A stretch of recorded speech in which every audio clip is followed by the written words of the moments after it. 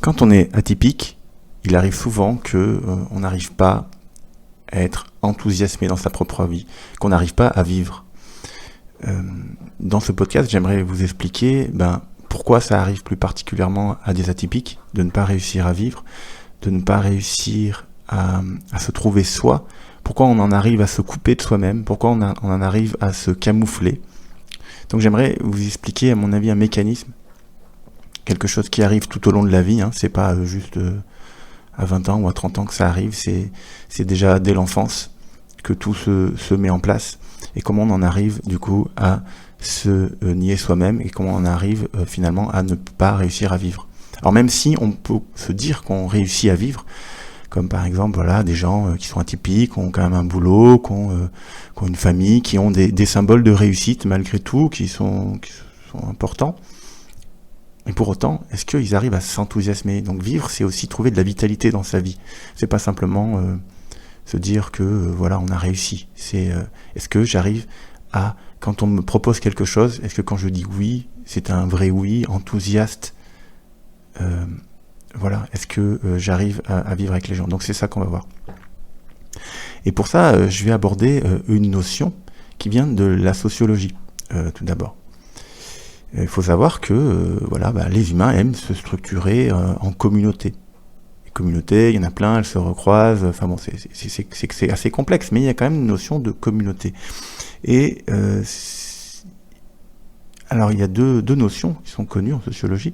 Il y a ce qu'on appelle l'endogroupe, c'est-à-dire ce qui est à l'intérieur du groupe. Je vais pas faire quelque chose de très compliqué, mais juste une petite notion. Endogroupe, c'est tout ce qui est à l'intérieur du groupe, qui tend à être considéré comme très homogène, comme où on imagine tout le groupe comme étant des gens plus ou moins identiques. Et il y a l'exogroupe, donc c'est tout le monde extérieur qui semble être au contraire être très éloigné de nous, alors qu'en réalité c'est pas tant le cas. Mais ce sont des fantasmes et ce sont des particularités très humaines. Et donc du coup, que se passe-t-il ? J'arrive pas bien à lire mes notes. Que se passe-t-il quand on est dans un groupe, mais qu'à un moment donné on aborde une caractéristique ou quelque chose qui n'est pas prévu pour cette communauté ? Il y a une émotion qui arrive. Cette émotion, c'est la honte. Ce sentiment, c'est la honte. Alors, il peut être vécu directement par la personne, mais il peut être vécu par projection par les personnes de l'entourage. On fait quelque chose qui, normalement, n'est pas accepté dans le groupe. Alors, juste pour citer, alors il y a Liv Larson qui a abordé cette notion de honte comme étant un critère de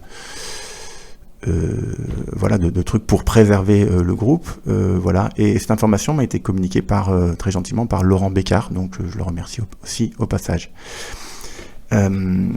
Donc si vous naissez notamment dans une communauté, dans une famille, vous choisissez pas forcément d'être dans ce groupe-là, dans cette communauté-là. Même une famille, ça peut être considéré comme une communauté, avec ses codes, avec sa vision. Et donc là, va se passer quelque chose d'assez compliqué. C'est-à-dire qu'à la fois, on vous aime, et à la fois, vous avez des caractéristiques qui ne correspondent pas aux caractéristiques du groupe. Et là, ce qui va se passer, c'est le déni, le refus. Alors surtout quand on est enfant, ça va être la pression, la punition, les reproches. Alors ça arrive à n'importe quel âge. Et puis, bien entendu, aussi l'exclusion. Pour donner des cas d'exclusion, tout simplement, j'ai entendu par exemple tout récemment que il cherche à avoir 1 millier de lits, je crois, pour accueillir des jeunes homos ou bisexuels probablement, qui se font jeter de leur propre famille, parce que je pense que ça peut à mon avis aisément s'expliquer par la honte, c'est-à-dire que la famille a honte, ils se sentent humiliés du fait que leur enfant soit comme ci ou comme ça. Et donc du coup, ces pauvres jeunes, ils se retrouvent à la rue directement. Donc ils se retrouvent SDF et même pas forcément en âge de pouvoir se débrouiller non plus complètement dans la vie, quoi.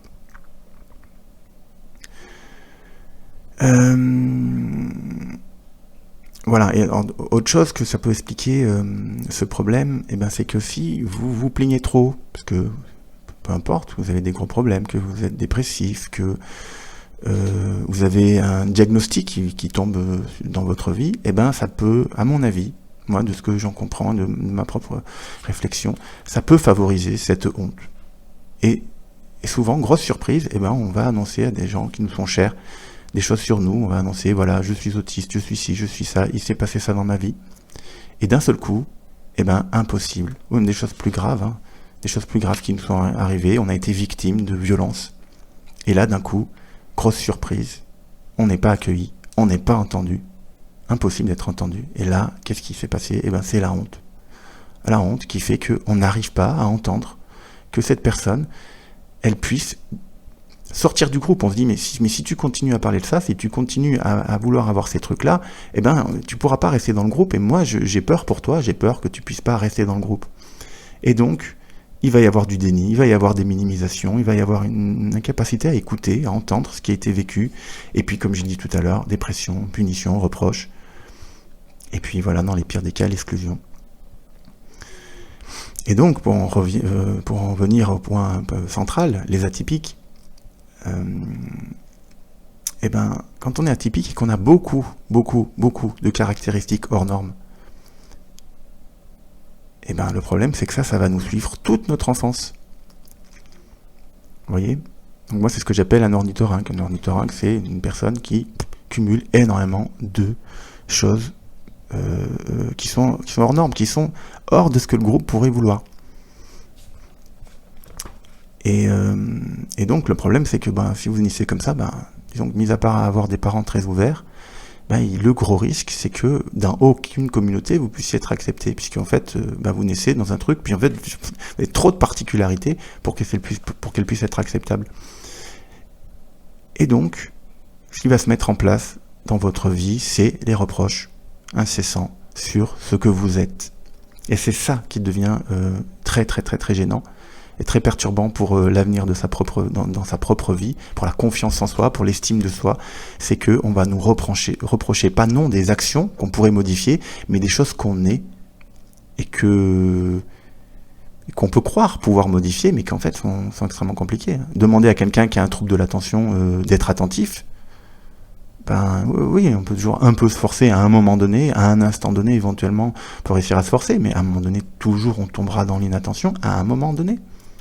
Demander à quelqu'un d'hyperactif, de ne pas être hyperactif, à un moment donné, il va pouvoir se retenir, très peut-être ponctuellement, sous la menace, la punition, mais à un moment donné, il va craquer.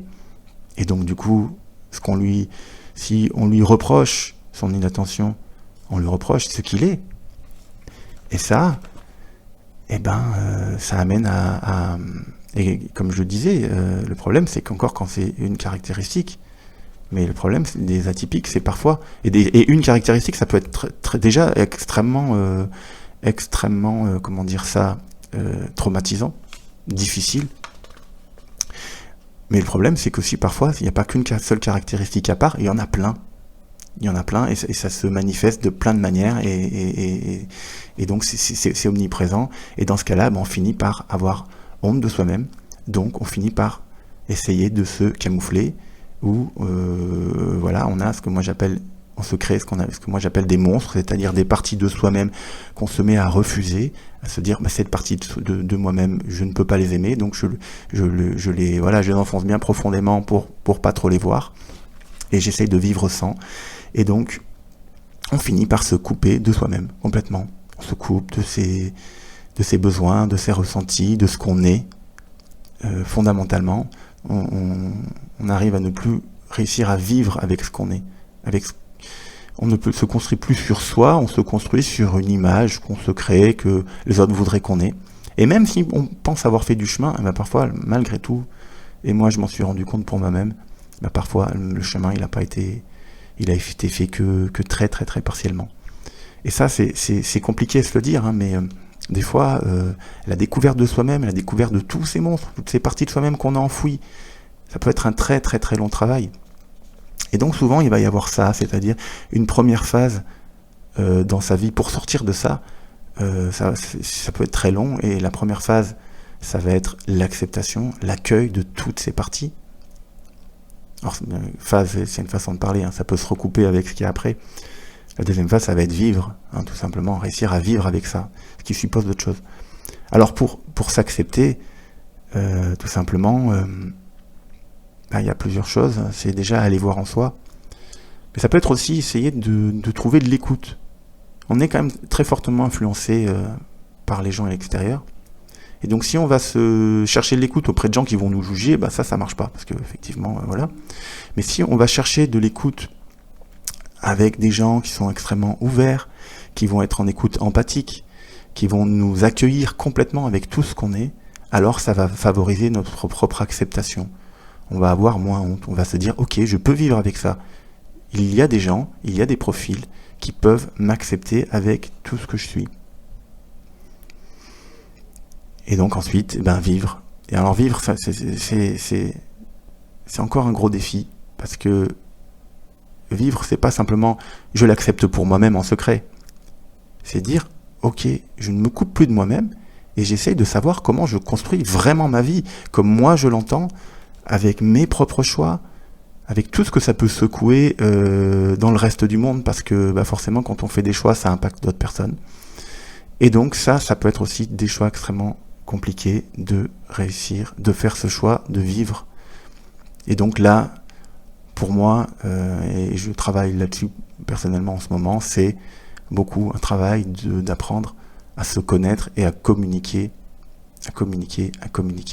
à être le plus vrai possible sur ce qu'on a au fond de soi, et essayer de trouver des solutions créatives pour trouver des solutions ensemble et avancer, et ne pas être simplement dans le moi contre les autres, mais aussi essayer de trouver un maximum le moi avec les autres. Même si parfois c'est pas toujours possible, c'est pas toujours possible d'être toujours avec les autres. Mais déjà évitons les conflits qui n'ont pas lieu d'être.